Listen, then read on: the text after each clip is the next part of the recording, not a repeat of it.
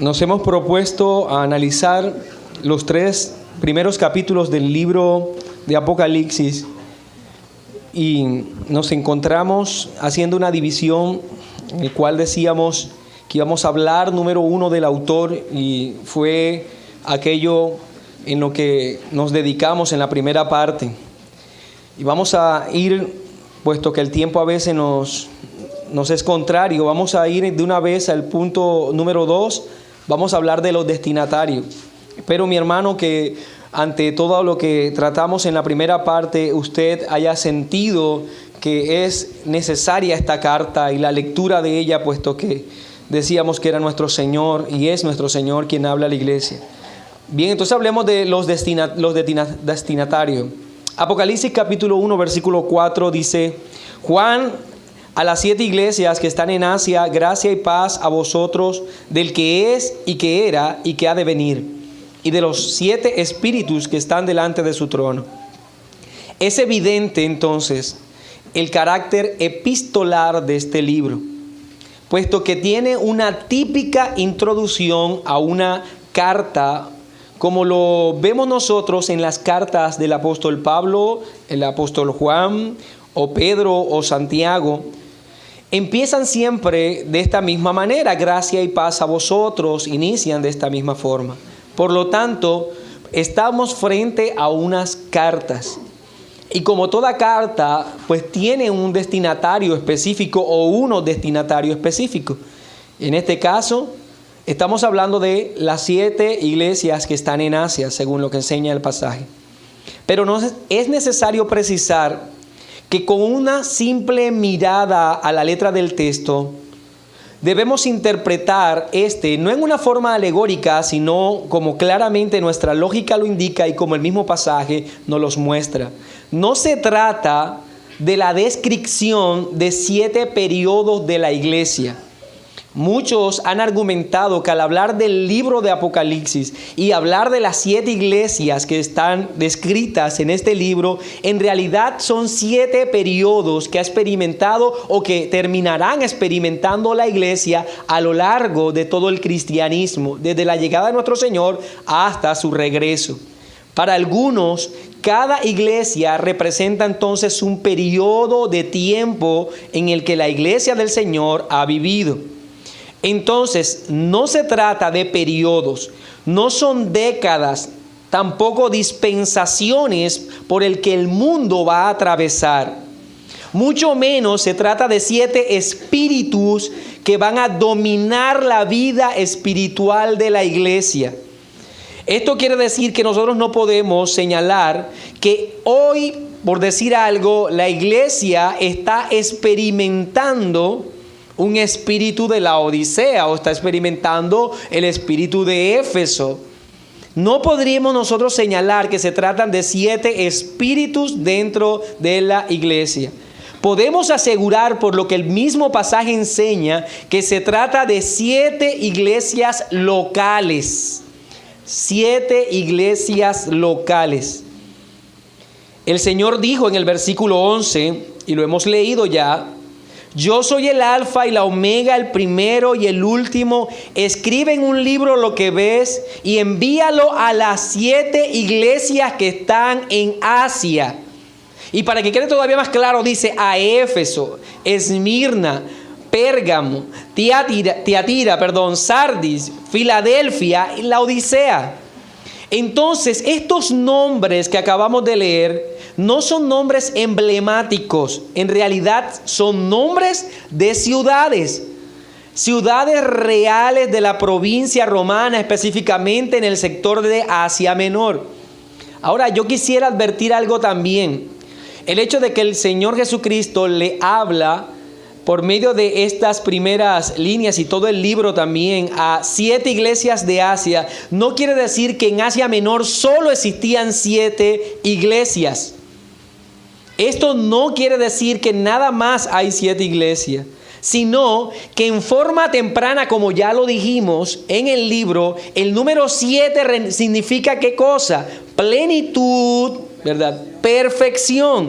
Por lo tanto, lo que está diciendo es que el Señor toma 7 ejemplos de las iglesias de Asia para dirigir un mensaje que en realidad va dirigido a toda la iglesia. Eso es lo que el Señor Jesucristo hace. Pero toma nuevamente, no en una forma alegórica, sino 7 iglesias reales en entornos o circunstancias específicas para darles un mensaje a ellas, a esas iglesias, pero que tiene relevancia para nosotros el día de hoy. Pero un mensaje que atiende una circunstancia específica de la iglesia local. Por lo tanto, podemos asegurar que estos primeros 3 capítulos le hablan a iglesias locales, pero que también tiene el propósito de comunicarles verdades a la iglesia del Señor en general.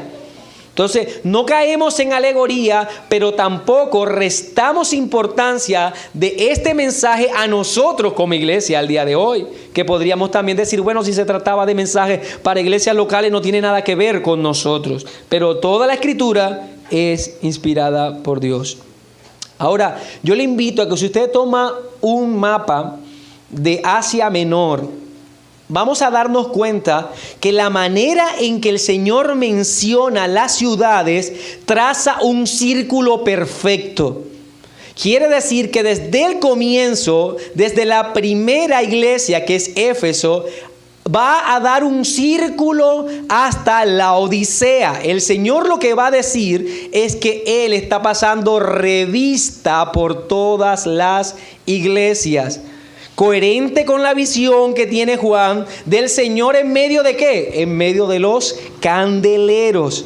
Por lo tanto, el Señor manda un mensaje de escrutinio para cada iglesia de Asia Menor. Bien, una carta siempre nos describe un poco, por lo menos, a través del mensaje, de las condiciones en las que se encuentra aquella persona a quien se le dedican estas letras y que primero leerán estas letras. Así que podemos hacernos una idea del contexto de las iglesias de Asia Menor si revisamos cada uno de esos mensajes. Estos mensajes van a retratar un poco y con ello vamos a poder comprender la intención misma del Señor al momento de hablarles a ellos. Algunos comentaristas siempre han dicho que cuando leemos una epístola siempre estamos escuchando un solo lado de la conversación, porque no va a haber una respuesta del otro lado. Pero podemos por ese solo lado de la conversación, en este caso el Señor Jesucristo hablándole a las iglesias, con eso nos basta para poder quedarnos y hacer un análisis de lo que vive esa iglesia. Podemos precisar entonces, solo con leer someramente los mensajes de esta iglesia, que se trataban de cristianos de segunda generación. Y es importante que anote esto.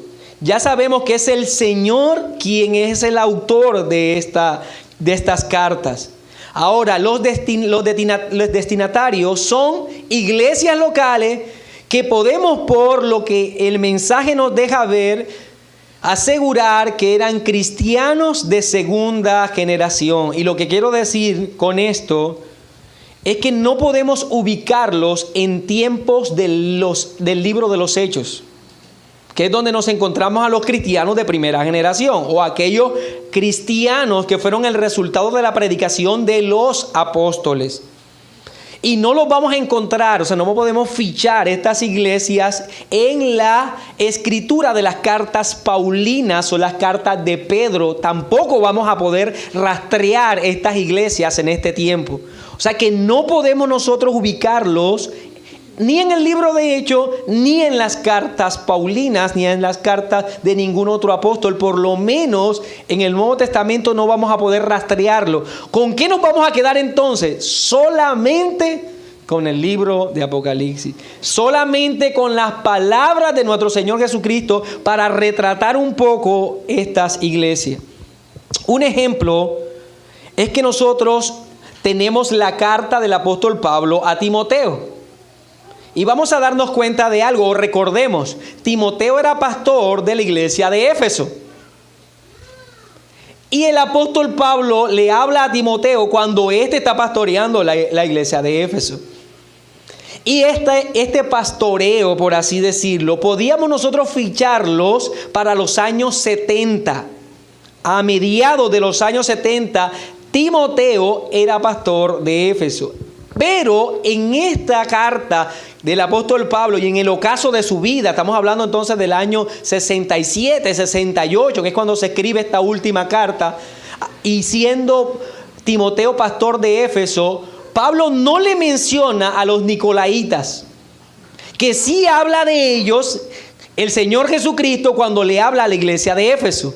¿Por qué el apóstol Pablo no atiende una herejía tan fuerte como los nicolaitas, que sí atiende el Señor Jesucristo en su carta a los de Éfeso? Porque todavía no estaban los nicolaitas. Es más, cuando usted ve y lee las cartas del apóstol Pablo a Timoteo, no hay este desorden particular que deja ver esta carta así a la cual el Señor dirige. Tampoco vamos a nosotros darnos cuenta de la presencia de Juan en medio de Éfeso. Y algo que nosotros notamos en estas cartas, en estos 3 primeros capítulos, es que Juan conocía muy bien el estado espiritual y él estaba muy familiarizado con estas iglesias. En este caso, con el ejemplo que estamos citando, en la iglesia de Éfeso. Pero Pablo no menciona a Juan cuando le escribe a Timoteo. ¿Por qué no mencionar un apóstol en la carta? Porque Juan no estaba trabajando, su ministerio todavía en ese tiempo no era en medio de las iglesias, por lo menos en esta de Éfeso. En conclusión, son contextos históricos distintos, aunque estamos hablando de una misma iglesia. Juan hace un énfasis en las persecuciones que vienen a la iglesia en una forma sistemática. Y esta es la razón por la que los historiadores fichan el libro de Apocalipsis como un relato que se da a finales de los años 90. Esto es importante porque estábamos diciendo que cuando Pablo le habla a Timoteo, estábamos mediándolo en el 68 y esta carta se escribe en los años 90, en tiempos de Domiciano.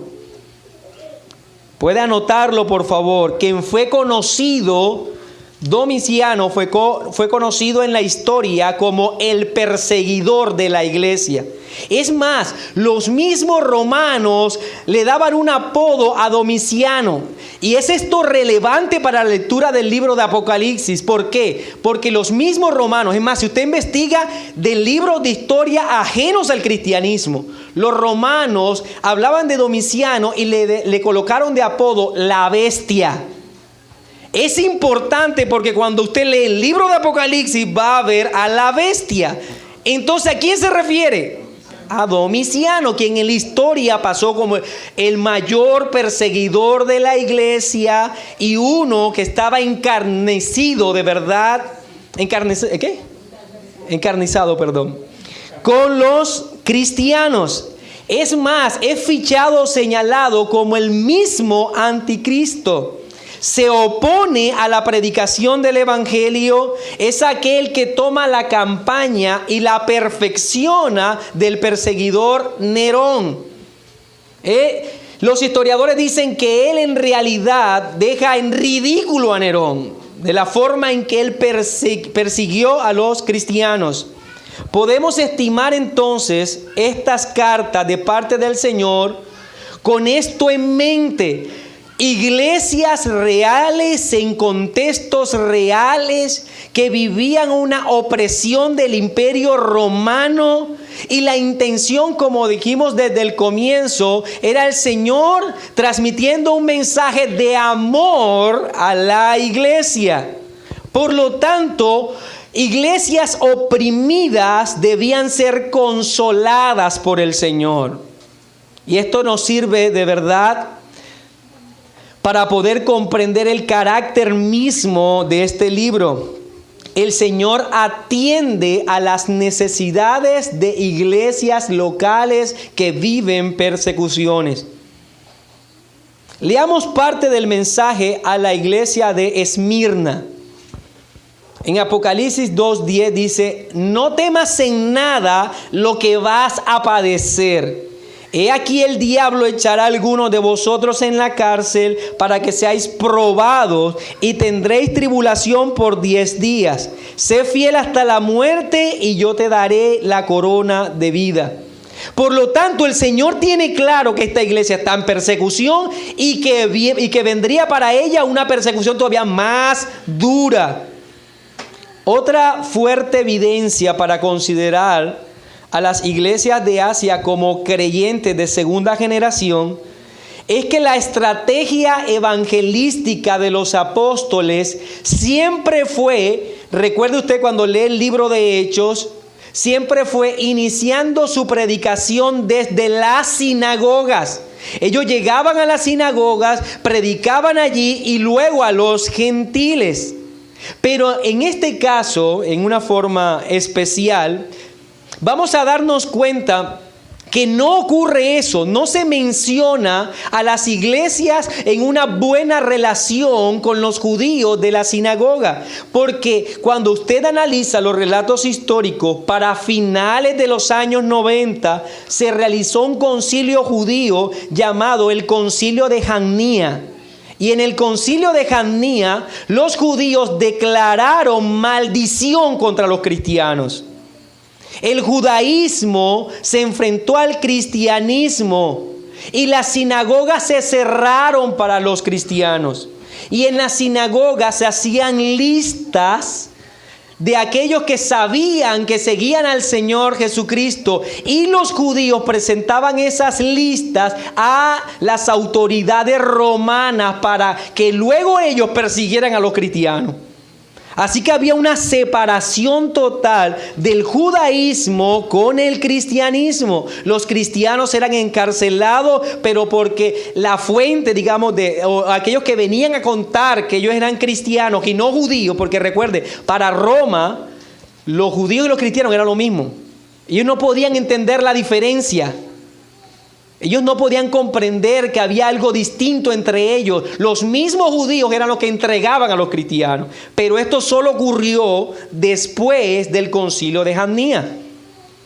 Por eso dirá Apocalipsis 2:9: yo conozco tus obras y tu tribulación y tu pobreza, pero tú eres rico, y las blasfemias de los que se dicen ser judíos y no lo son, sino sinagoga de Satanás. ¿Qué tiene el Señor Jesucristo como intención al momento de decir esto a una iglesia? Aquellos judíos que estaban acusando a los cristianos delante de los romanos.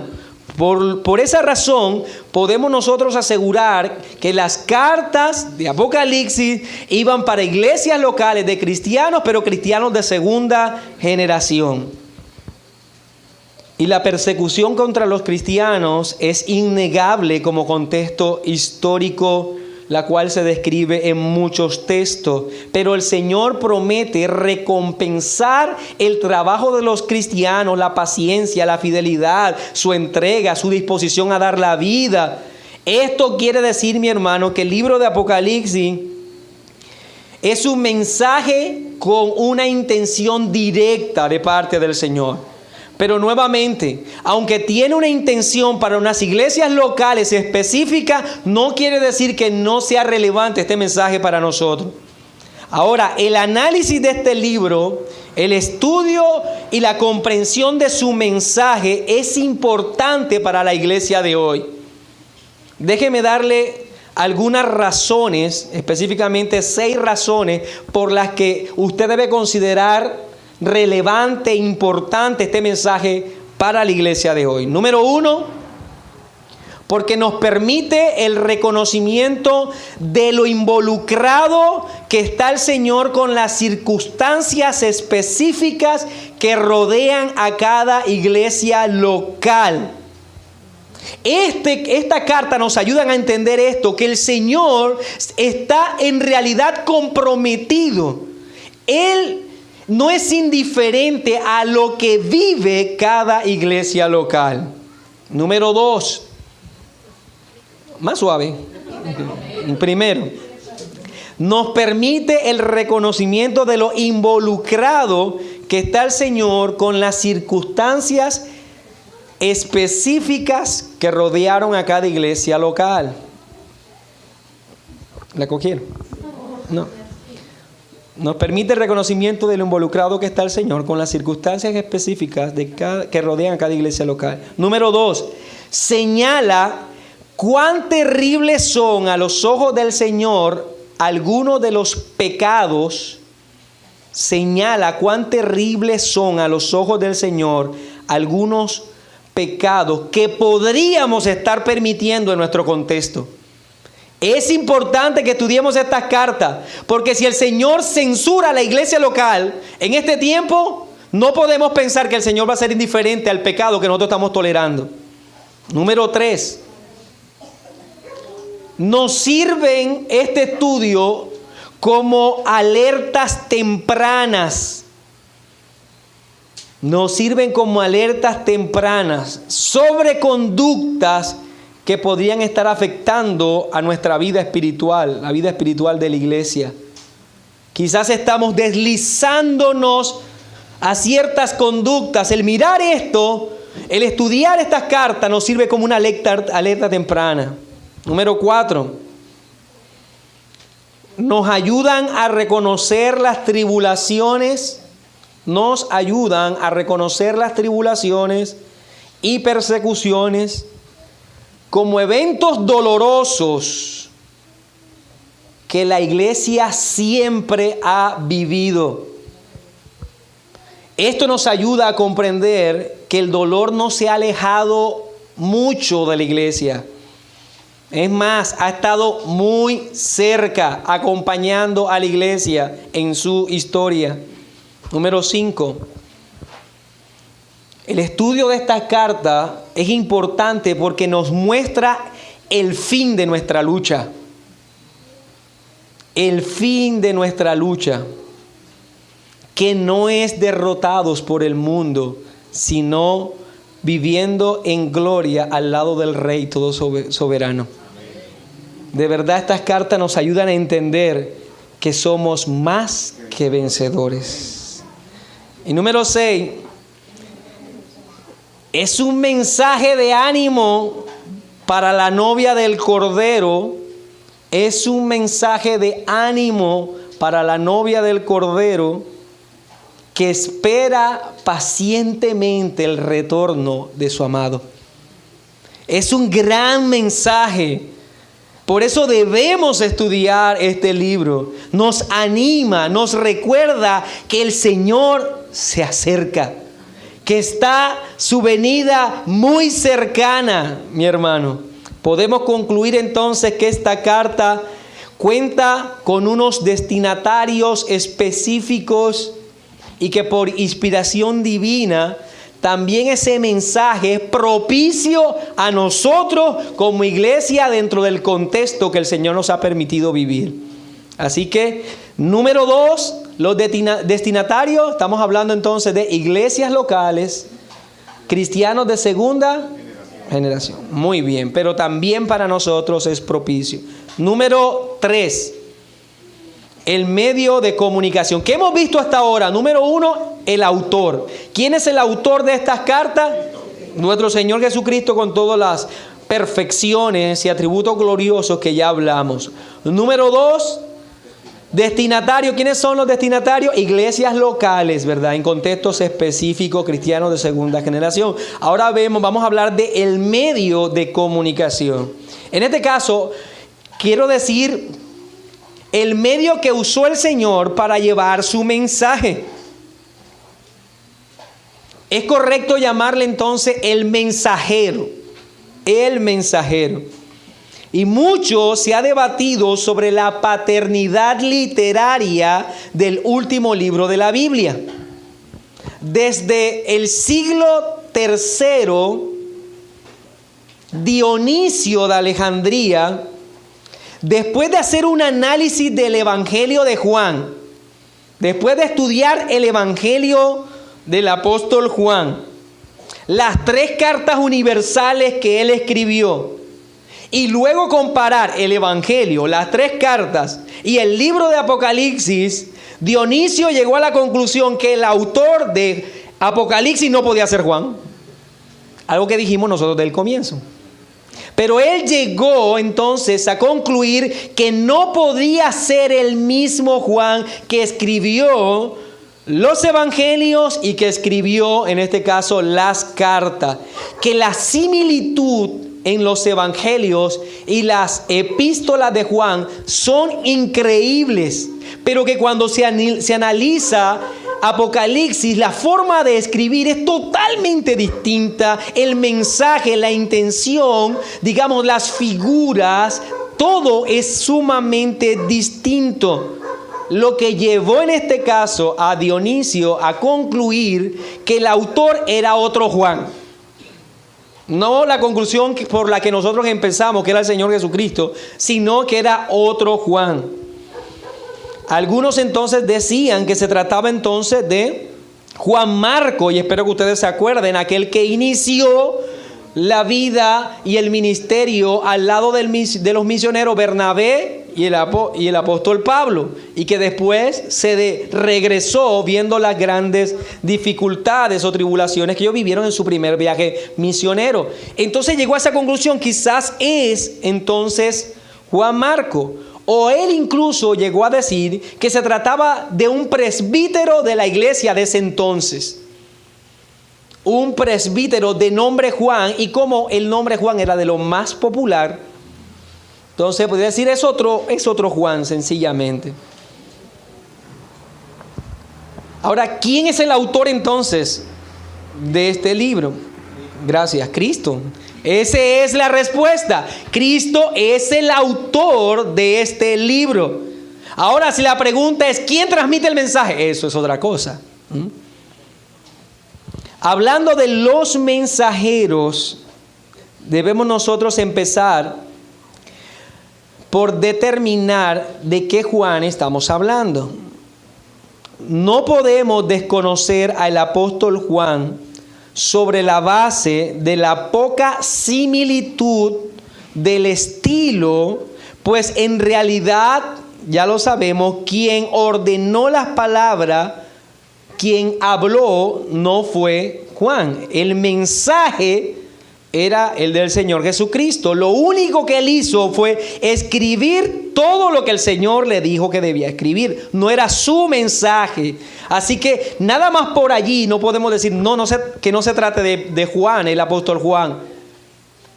Lo segundo es que si analizamos por un momento el Evangelio de Juan y analizamos también las epístolas juaninas o las epístolas de Juan, no vamos a encontrar mención del nombre de Juan. Si usted lee el Evangelio de Juan, él nunca se menciona. Si usted lee las cartas de Juan, él nunca se menciona a sí mismo. Entonces aquellos que dicen, no, el que escribió que fue Juan, y este Apocalipsis no es el mismo Juan, desconoce que en ninguno de los evangelios anteriores se mencionó Juan. Entonces, sobre la base de que se puede asegurar que este Juan no es el mismo Juan que escribió el Apocalipsis. Y como decía este hombre, Dionisio, él decía, es que no se menciona que él era apóstol por ningún lado. No es verdad, no se menciona nunca su nombre. Él no le gustaba, es algo particular de este apóstol, es que no vamos a encontrar en él que él se mencione. Él no le gusta señalar su cargo, a pesar de que sí era un apóstol, no se menciona, como sí lo vamos a encontrar con el apóstol Pablo, en una forma humilde, pero Pablo siempre menciona el apostolado al cual fue el llamado o escogido por el Señor Jesucristo. Y en este caso en Juan aplicaba lo mismo, pero él de alguna manera se resistía siempre a presentar sus credenciales al momento de escribir. Lo que más encontramos en las cartas de Juan, en las epístolas de Juan, lo que más encontramos que él se menciona a sí mismo como el anciano. Es lo único que dice. El anciano a fulanita de tal, y empieza a escribir. Eso es lo que más puede hablar de sí mismo. No le gusta hablar de él ni de su posición. Así que los que desconocen a Juan como el autor por el hecho de no mencionar su posición como apóstol, en realidad esto le acerca aún más a la paternidad literaria del último libro. ¿Por qué? En el último libro tampoco se menciona como apóstol. Entonces aquí sí hay un patrón. Este hombre no le gusta mostrar sus cargos, sus credenciales. No le gustaba referirse a sí mismo.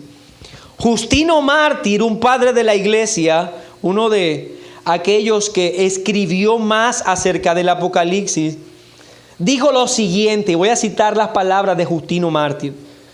Hubo un cierto hombre con nosotros cuyo nombre era Juan. Estamos hablando de los escritos recientes.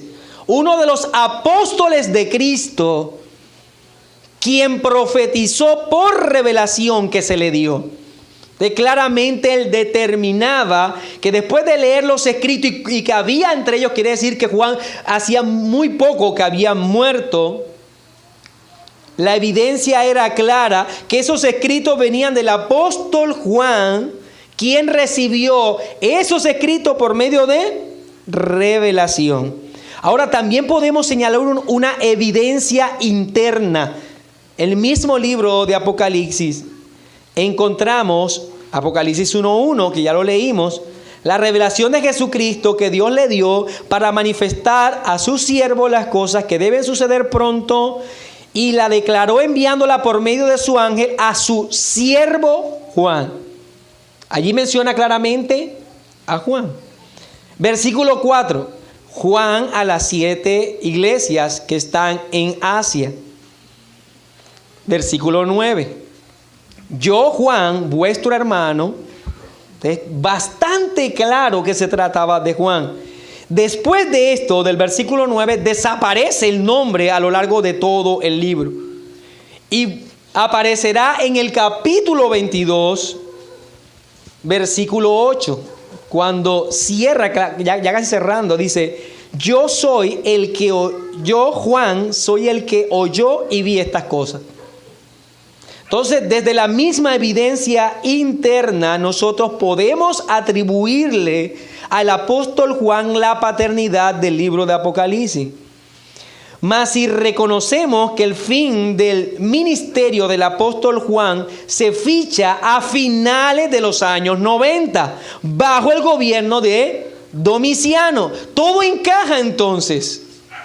Eran iglesias que vivían perseguidas por Domiciano. Y la historia nos dice que el apóstol Juan vivió y ministró, o sea, hizo su labor hasta finales de los 90 en el imperio de Domiciano. Si unimos las dos cosas, ¿está claro, no? Por tanto, Juan estaría para este tiempo anciano cuando escribió esto. De allí que en las epístolas se llame a sí mismo el anciano. Ahora, hagamos un retrato del apóstol Juan. Hicimos un retrato del autor, ¿no? Vimos que un poco sobre la iglesia. Ahora retratemos un poco a este mensajero, al apóstol Juan, en las primeras líneas de esta carta. Hay unas declaraciones descriptivas que encontramos en este primer capítulo. Lo primero es que se muestra como siervo de Dios, siervo de Dios. La revelación de Jesucristo, dice el versículo 1, que Dios le dio para manifestar a su siervo las cosas que deben suceder pronto, y la declaró enviándola por medio de su ángel a su siervo Juan. Notemos que Juan se presenta como siervo de Dios y que no pretende reclamar la autoría del mensaje. De ninguna manera Juan dice que lo que va a escribir le pertenece a él. no es él el protagonista de estos relatos. Se ve a sí mismo como el último eslabón de la cadena y como un mero escribiente que comunica lo que escuchó y lo que vio, nada más. Así que desde el mismo pensamiento de quien está escribiendo, aseguramos que se trataba de Juan, uno que no reclama la atención en ninguna manera. Muestra que el contenido del mensaje es la revelación de Jesucristo. Por eso dirá el versículo 1, la revelación de Jesucristo. Desde el inicio, Juan señalará ¿a quién? A Cristo y nada más que a Cristo, de quien proviene entonces todas las cosas. Ahora, él habla entonces que el Padre le dio un mensaje a Jesucristo y que ahora el Señor Jesucristo ha dado un mensaje para que Juan lo escriba como un siervo que comunica la verdad que ha escuchado de su Señor. En todo momento, él habla y resalta que lo importante es el Padre quien le da un mensaje al Hijo y el Hijo a su vez le da un mensaje a él. Note la similitud en la forma en que termina el Evangelio de Juan. El Evangelio que claramente se llama el Evangelio del apóstol Juan. Juan capítulo 21, versículo 24. Dice, este es el discípulo que da testimonio de estas cosas y escribió estas cosas y sabemos que su testimonio es verdadero. El último de los apóstoles, el discípulo amado, aquel que estuvo en los momentos más importantes del ministerio público de nuestro Señor Jesucristo. El único que se acercó en los últimos momentos de la cruz cuando estaba el Señor, recuerde. Aquel al que el Señor Jesucristo le encomendó a su madre. El anciano de los apóstoles, que fue escogido para transmitir el mensaje de Cristo a las iglesias. Con toda humildad se muestra como un siervo de Dios que solo está documentando algo que escuchó y que vio. Así como lo hizo en el Evangelio. La mayor honra que nosotros pudiésemos recibir en el reino de los cielos es llamarnos siervos. Esa es la mayor honra.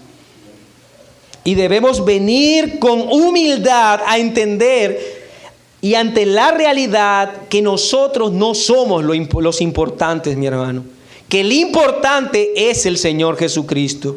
Solo transmitimos un mensaje que Él le ha dado a la iglesia, pero que no se trata de nosotros, sino de la revelación de Jesucristo. Entonces se muestra como siervo de Dios. Número 2, se muestra como hermano. Versículo 9 dice, yo Juan, vuestro hermano. Juan entonces entiende que va a comunicar un mensaje del Cristo glorioso a las iglesias. Y la palabra que se emplea en el griego es la palabra adelfo, que traduce los que comparten un mismo origen. Que comparten un mismo origen o que provienen del mismo Padre. Por lo tanto, lo que está diciendo el mensajero de estas cartas es que no tiene la más mínima intención de mostrarse superior a ningún cristiano. Y note que él no va a dudar en llamar entonces hermanos aún a aquellos que se encontraban en estas iglesias que podríamos nosotros, tú y yo, colocarles un gran signo de interrogación como cristianos. Él dice, yo soy vuestro hermano. A los que vivían en tibieza espiritual, le dice, yo soy vuestro hermano. A aquellos que estaban prácticamente viviendo como no creyentes, Él le dice, yo soy vuestro hermano. A todos le dice vuestro hermano, no importando que estén luchando con debilidades. Estas no son las palabras del Señor para la iglesia y de medio de ella a los que se consideren más fuertes. Esta palabra es para todos. Esta palabra nutre a los débiles, exhorta a los rebeldes, alienta a los cansados, anima a los que están abatidos, consuela a los afligidos, recompensa a los fuertes. Pero estas palabras, sean fuertes o débiles, hay un punto de convergencia, es que todos son hermanos. Y Juan lo tiene claro, por eso dice vuestro hermano. Gálatas capítulo 6, versículo 1, inicia el apóstol Pablo diciendo: hermanos, si alguno fuere sorprendido en alguna falta.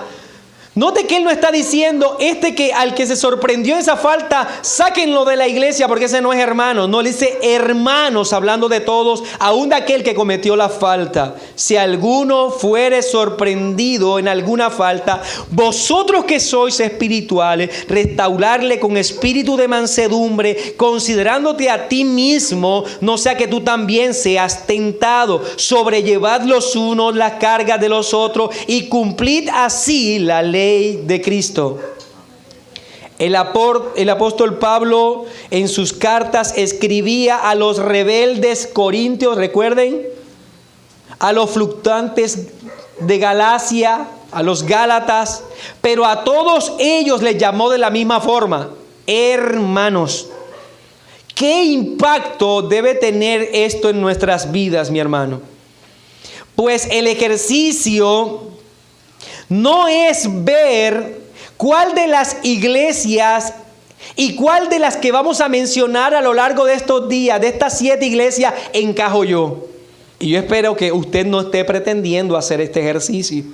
Vamos a hablar de 7 iglesias, entonces voy a saber en cuál de ellas encajo yo. Puesto que en nuestro corazón, si esa es su intención, seguramente usted se va a colocar en las mejores iglesias. Estoy totalmente seguro. Y empezará a ver a su lado a su hermano y a decir: yo creo que este es de la Odisea. Pero este mensaje tiene la intención de hablarle a todos, a un cuerpo, mi hermano. A un cuerpo. Somos hermanos. Todos estamos en la misma categoría. Ya sea que tú seas fuerte espiritualmente o no puedas cargar la más mínima y pequeña tentación sobre tus hombros, Cristo igual dio la vida por ti. El único que es diferente en el cuerpo es la cabeza. Y sabemos quién es, mi hermano. Aquel que murió en la cruz, aquel que lo dio todo, aquel que fue el más humilde, aquel que en realidad sirvió hasta el fin. Piense en esta presentación siendo leída por los atribulados. Piense por un momento en eso. Hermanos siendo perseguidos por la iglesia. Aquellos que ostentaban el poder, el imperio. Y llega este mensaje diciendo: este es el mensaje, todos somos hermanos. Aquel que murió en la cruz ha dado la vida por todos nosotros. Aquellos que eran despreciados, Juan les dice: hermanos, todos somos hermanos. Lo tercero es que Él se muestra como compañero. Y hay una gran diferencia en estas dos palabras entre hermano y compañero. Dice el versículo 9: yo, Juan, vuestro hermano y copartícipe vuestro en las tribulaciones, en el reino y en la paciencia de Jesucristo. La hermandad de Juan es enriquecida por su compañerismo. Note cómo no existe el más mínimo impulso de individualismo en Juan. Él se entiende como unido a la iglesia desde el origen mismo. Él entiende que está unido por el mismo Espíritu, por el mismo Dios, por el mismo Salvador.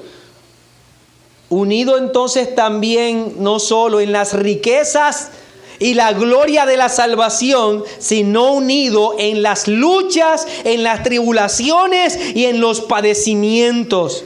Él dice, soy hermano y copartícipe vuestro en las tribulaciones.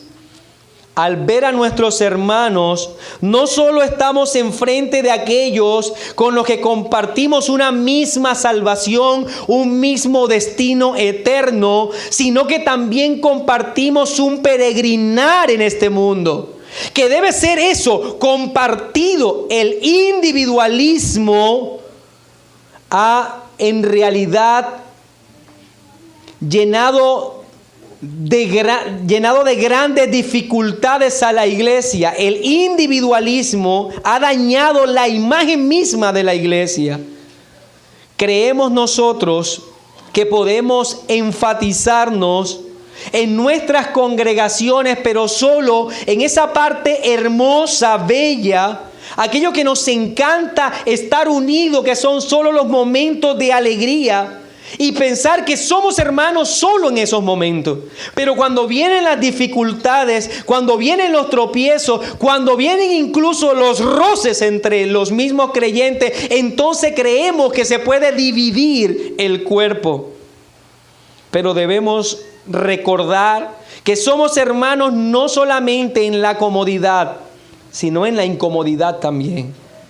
No solo cuando viene paz, sino cuando hay que atravesar desiertos también. La iglesia debe padecer unida. La iglesia debe vivir unida. Debemos estar unidos, mi hermano, porque de eso se trata el cuerpo de Cristo. Primera de Pedro capítulo 5, versículo 8 y 9 dice: sed sobrios y velad, porque vuestro adversario, el diablo, como león rugiente, anda alrededor buscando a quien devorar, al cual resistir firme en la fe, sabiendo, escuche bien, sabiendo que los mismos padecimientos se van cumpliendo en vuestros hermanos en todo el mundo. Primera de Pedro 5, 8 y 9. Entonces Pedro dice, si sufrimos, entendamos una cosa: todos los hermanos en todo el mundo sufren. Juan capítulo 17, versículo 20 y 21 dice: mas no ruego solamente por esto. Y recordemos que estamos frente a la oración sacerdotal del Señor Jesucristo. No ruego solamente por esto, sino por los que han de creer en mí por la palabra de ellos. Versículo 21, para que todos sean uno, como tú, oh Padre, en mí y yo en ti. Que también ellos sean uno en nosotros, para que el mundo crea que tú me enviaste. Juan capítulo 17, versículos 20 y 21. Pensar en la unidad solo cuando las cosas están bien, cuando todo transcurre con calma, pero alejarnos de la iglesia cuando vienen persecuciones o cuando llegan las dificultades, es tener una idea bastante corta de la naturaleza del compañerismo de la iglesia. Ella no puede ser fraccionada cuando vienen las dificultades. Y 3 tareas son señaladas por Juan en la que somos compañeros. Él dice compañeros a las iglesias. Y lo primero dice compañero en las tribulaciones. Ahora, el que está escribiendo, recuerde, el que no es el autor, sino el que está escribiendo, se encontraba en ese momento no en un cómodo escritorio. Estaba exiliado en la isla de Patmos. Él podía decir compañero de ustedes en tribulación. Patmos, una isla rocosa, volcánica, situada a unos 65 kilómetros al sureste de Mileto, que estaba bajo el gobierno del Imperio Romano, y que a ese lugar solo se enviaban aquellas personas que estaban en el exilio con el propósito de que ellos en ese lugar viviesen de verdad opresión y dificultad. Las condiciones de los hombres que eran exiliados no eran de comodidad. Juan no estaba plantando iglesias en Patmos. Él estaba pasando hambre, enfermedades, desesperanza. destierro, dolor, sufrimiento. Y recuerde, era un anciano en este momento. Era un anciano. Por lo tanto, las lágrimas de los creyentes de Asia eran recordadas, eran conocidas por este hombre. Las dificultades de los hermanos de Asia, los desprecios, los maltratos. Él dice, yo soy hermano de ustedes, soy compañero en las tribulaciones. Pero también dice compañero en el reino. Esta declaración hace que los lectores levanten su mirada de las dificultades que estaban viviendo en ese momento, de las penas y los dolores que habían sobrevenido sobre ellos y llevaran o elevaran su mirada hacia el reino glorioso, hacia la gloria eterna que se iba a manifestar. Cuando él dice compañero en el reino, levantó la mirada de todas las personas que estaban atribuladas y las llevó hacia el reino glorioso del Señor. Pero le recordó que ese reino siempre sufre dificultades y tropiezos y dolores mientras este mundo no ha acabado. El Señor Jesucristo dice, desde los días de Juan el Bautista hasta ahora, el reino de los cielos sufre violencia y los violentos lo arrebatan. Por ello sabemos que que Juan no está diciendo que se trata del reino aquí, como enseñan algunos el día de hoy. No es el reino aquí, la prosperidad aquí, o la fama aquí, o la fortuna. Cuando él dice el reino, está hablando entonces de que debemos gozarnos, entendiendo que un día el rey se va a manifestar. Esto guarda relación entonces con el siguiente punto en lo que él era compañero, y es en la paciencia. ¿Por qué compañero en la paciencia? No habrá palabras que motiven más a la paciencia que estas cartas que el Señor escribió a la iglesia. ¿Y por qué? Porque vamos a encontrar que aunque la iglesia viva dificultades, en todo momento se va a recordar que el Señor no se tarda en venir. Sé paciente.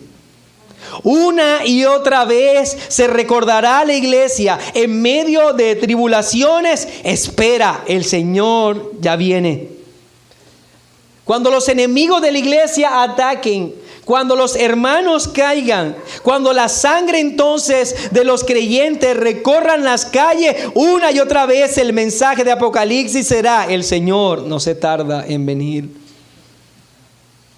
Por lo tanto, es un mensaje que hace un llamado a la paciencia. Espera, soporta las aflicciones, sigue siendo fiel a pesar de las grandes dificultades.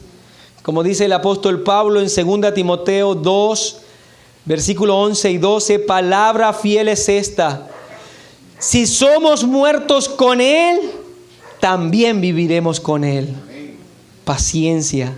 Si sufrimos, también reinaremos con Él. Paciencia.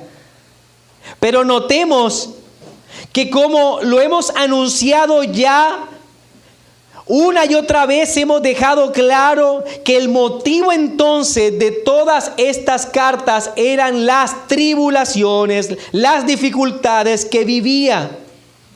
Yo, vuestro hermano y copartícipe vuestro en las tribulaciones y en el reino y en la paciencia de Jesucristo. Es más, después de que hagamos este análisis, nos vamos a dar cuenta que no hay palabras de ánimo a las iglesias que viven en comodidad. Son 7 mensajes para 7 iglesias y no se alaba a la iglesia que vive en comodidad. En cambio, se alaba a las que viven en tribulaciones. Los que no eran socialmente aceptados, los que debían ser entregados, encarcelados por seguir siendo fiel al Evangelio. A ellos se les dice que sean pacientes porque el reino de los cielos se está acercando cada día más a su consumación. Bien, entonces ya vimos que Hay un autor que es el Señor Jesucristo.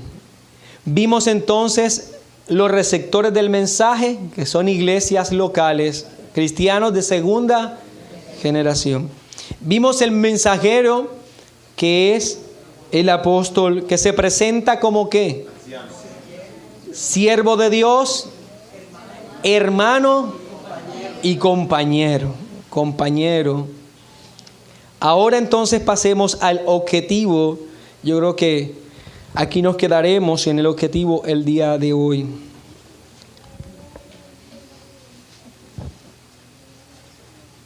Vaya hasta el versículo 3, capítulo 1.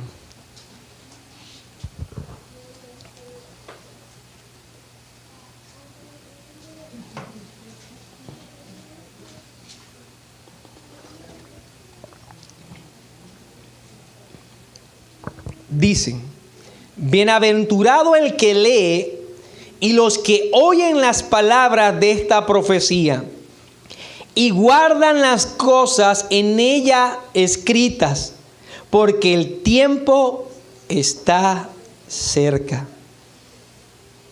Describamos adecuadamente cuál es el objetivo de estas cartas y vamos a enumerarlos en 3. Hay una promesa, hay 3 actividades que se están invitando a hacer y hay un estímulo. Una promesa, 3 actividades y un estímulo. Esto será recogiendo el objetivo de esta carta. Lo primero que se nos presenta entonces es una promesa, diciendo bienaventurado. Recuerde que esto traduce en una forma simple, o sea, literal, traduce feliz, dichoso, digno de elogio. Cuando hablamos de bienaventurado, hace referencia en un sentido literal a eso, feliz, dichoso o digno de elogio. Pero esto significa mucho más. A lo largo del libro de Apocalipsis vamos a encontrar, y va a haber el número, 7 bienaventuranzas a lo largo de todo el libro. ¿Por qué 7? Plenitud. Lo que va a decir desde el comienzo es, en realidad será plenamente bienaventurado. Lo que se está prometiendo no es simplemente felicidad, sino la verdadera felicidad, la plenitud de la felicidad. Y esta que acabamos de leer es la primera de las 7 bienaventuranzas que se presentarán a lo largo de todo este libro. Son declaraciones del Señor sobre el estado eterno que gozarán aquellos que atiendan este mensaje. Eso es lo que hablamos de bienaventuranza. El Señor está diciendo, yo prometo que serán plenamente felices los que escuchen estas palabras. Recordemos que el Señor habló ampliamente de las bienaventuranzas en Mateo capítulo 5, en lo que se conoce como el famoso Sermón del Monte. Ahora, cuando usted le echa un vistazo a esa bienaventuranza, sabrá cuántas bienaventuranzas enseñó Cristo en el Sermón del Monte. 7. 7 bienaventuranzas el Señor. Y cada una de esas bienaventuranzas apuntaba hacia ¿dónde? A una plenitud de gozo. Aquí, no, en la eternidad. Porque de ellos será el reino de los cielos. Una y otra vez el Señor en la bienaventuranza nos lleva de este mundo frágil y caótico. ¿A dónde? A una eternidad de plenitud, mi hermano. Aquellos que serán perseguidos, aquellos que serán difamados, aquellos que darán la vida por el evangelio, le dirá una y otra vez, ellos verán a Dios, de ellos será el reino de los cielos, ellos heredarán la tierra. Una y otra vez los apuntará a ella, a una eternidad gloriosa con el Señor toda bienaventuranza, mi hermano, no se trata del aquí y el ahora. No crea en esa mentira. Tú no eres bienaventurado porque tengas plata en el bolsillo. Eres bienaventurado porque eres salvo y tienes tu eternidad segura en los cielos. Esa es la bienaventuranza. Lo segundo, ya dimos una promesa que es bienaventurados. Lo segundo es que anuncia, decíamos, 3 actividades que está invitando a hacer. ¿Cuáles son las actividades? Estas palabras deben ser leídas. Estas palabras deben ser leídas. Apocalipsis 1:3. Bienaventurado el que lee. Es sumamente importante esto. Ahora, yo quiero invitarlos a que noten el carácter singular de esta afirmación. No plural, sino singular. Dice el que lee, no los que leen. El que lee. Promete bienaventuranza al que lee, haciendo énfasis en la labor de alguien que lee. Alguien que va a explicar estas cartas. Estas cartas, después de ser escritas, iban a ser dirigidas a las iglesias. Y cuando llegasen a esa iglesia, en el contexto que nosotros nos vamos a dar cuenta, dirá que se le deben entregar a los ángeles que están en esa iglesia. A cada ángel, que está en cada iglesia. Y cada ángel en esta iglesia se levantará y leerá las palabras del Señor a esta iglesia. Por lo tanto, Él está diciendo, bienaventurado todo aquel que enseña estas palabras. Bienaventurado todo aquel que explica estas palabras, que transmite este mensaje sin adulterarlo, que comunica fielmente la voz de Dios, la sagrada voluntad de Dios. Él está diciendo, será bienaventurado aquel que lea estas palabras a la iglesia. Segunda a los Corintios capítulo 2, versículo 17. Dice el apóstol Pablo, pues no somos como muchos que medran falsificando la palabra de Dios, sino que con sinceridad, como de parte de Dios y delante de Dios, hablamos en Cristo. Pablo está diciendo, nosotros comunicamos un mensaje que no es nuestro y lo hablamos fielmente. Viene de parte de Dios y hablamos delante de Él. Nosotros debemos en este punto entonces reconocer que Cristo está prometiendo bienaventuranza a aquel que lea estas palabras, que enseñe, que comunique a otros, que comunique a la iglesia el sentido correcto de estas palabras. Estas palabras entonces escritas serán entonces objeto de estudio, deben ser leídas. Ahora, pero permítame analizar la segunda actividad que invita a hacer.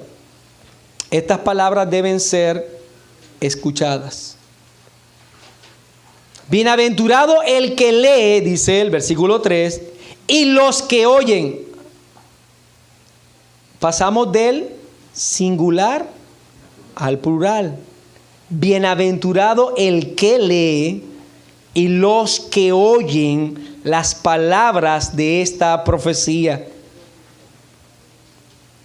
Cuán bueno es Dios al regalarnos el privilegio de oír su palabra. Pero el que nos haga bienaventurados por escucharla, en realidad habla de la grandeza de su misericordia, la grandeza de su gracia. Que Él prometa a la iglesia, cuando tú escuches estas palabras, serás bienaventurado. Tú y yo podríamos decir, Señor, pero nada más con el hecho de escucharla ya es algo que no podríamos comparar con nada en este mundo. Pero Él promete que aquellos que la escuchen serán bienaventurados. Y mi hermano, yo oro para que tus oídos estén atentos a estas palabras, para que durante las exposiciones que hagamos a lo largo de estos 4 días, nada, absolutamente nada, atrape tu atención, sino solo la palabra de Dios. Que cuando estemos aquí reunidos para escuchar las palabras, no de un predicador, no de un pastor, no de un expositor, sino las palabras de Cristo a la iglesia, tú las escuches en realidad. Porque Él promete bienaventuranza a la iglesia si las escucha. Debes estar atento a lo que el Señor quiere decirte, iglesia. Porque, mi hermano, seremos bienaventurados si esto es así. Que puedas decir junto al salmista: son deseables más que el oro, más, mucho más que el oro refinado, y dulce más que miel y que la que destila del panal. Estas palabras deben ser leídas, pero deben ser ¿qué? Escuchadas. Pero todo esto sería nada sin la tercera invitación que hace el Señor.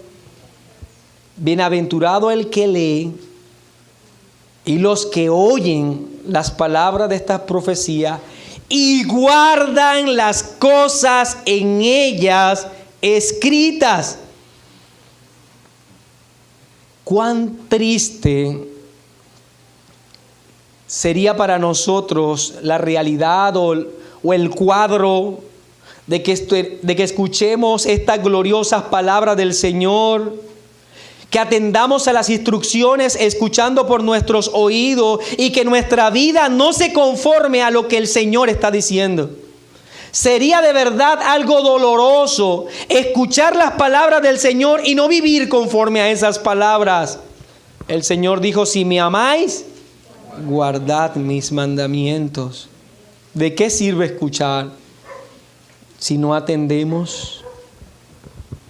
No gozarás de esta gloriosa promesa si solamente escuchas pero no haces, mi hermano. Si por un momento tu corazón se llena de emoción por lo presentado aquí, pero luego esa emoción se muere en el desierto de tu indiferencia y de tus intenciones, eres comparado por Cristo como ese terreno pedregoso que recibe la semilla y aparentemente crece, pero es de corta duración.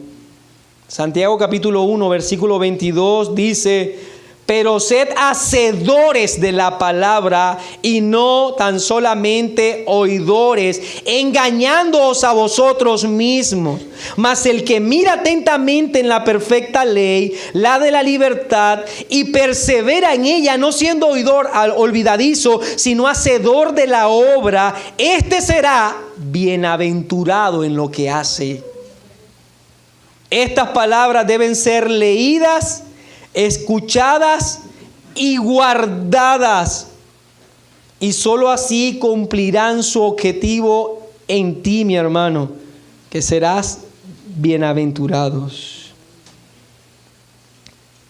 Terminemos el cuarto punto del objetivo con lo que decíamos un estímulo. Espero que lo haya anotado en el bosquejo que hicimos. Un estímulo que nos da el texto. Bienaventurado el que lee y los que oyen las palabras de esta profecía y guardan las cosas en ellas escritas, porque el tiempo está cerca. ¿Por qué debemos leer, escuchar y obedecer lo escrito en este libro? El tiempo está cerca. Iglesia del Señor, muchos han dilatado su dedicación. Muchos se han permitido jugar con el pecado por mucho tiempo. Muchos han abrazado la pereza espiritual. Muchos han abrazado la frialdad o la tibieza espiritual. Muchos han desestimado la advertencia que el Señor está haciendo, que es un gran estímulo para que esto se lee, se escuche y se atienda. El Señor viene pronto. Y como el siervo de la parábola, se han dedicado entonces a lapidar lo que el Señor les ha dado. Y mi hermano, mucho cuidado. Mirad pues con diligencia cómo andéis, no como necios, sino como sabios, aprovechando bien el tiempo, porque los días son malos. Por tanto, no seáis insensatos, sino entendidos en cuál sea la buena voluntad del Señor. Hermano, debemos obedecer, pero no mañana. No el próximo mes, hoy. ¿Por qué? Porque el Señor se acerca.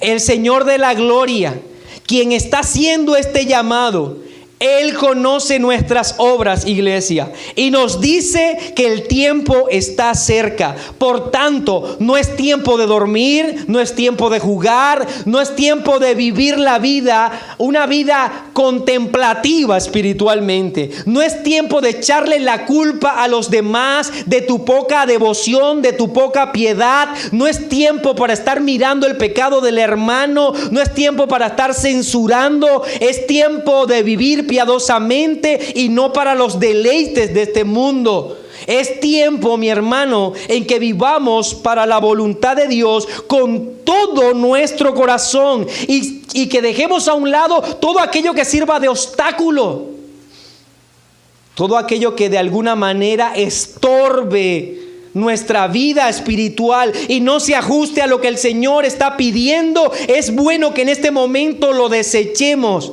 porque el Señor mira nuestras obras. Que no nos vea el Señor siendo indiferentes y necios, sino que nos vea dando lo mejor, luchando con todo nuestro corazón por serle fiel. Mis amados hermanos, el Señor permita que cada mensaje que Él le dio a las 7 iglesias sean para usted un tesoro que lo invite a obrar inmediatamente. Que usted busque agradar al Señor, porque solo así será bienaventurado. Y cada vez que usted empiece a enfriarse en la vida espiritual, encienda la alerta con este mensaje. El Señor está cerca, mi hermano. Él se encuentra a las puertas. Bien, vimos entonces el autor, los destinatarios, el medio de comunicación y el objetivo. Solo nos queda un punto, decíamos 5 puntos para todo este retiro. El 5.º punto, vamos a utilizar todo el resto del retiro para desarrollarlo. Será el estudio de los siguientes días.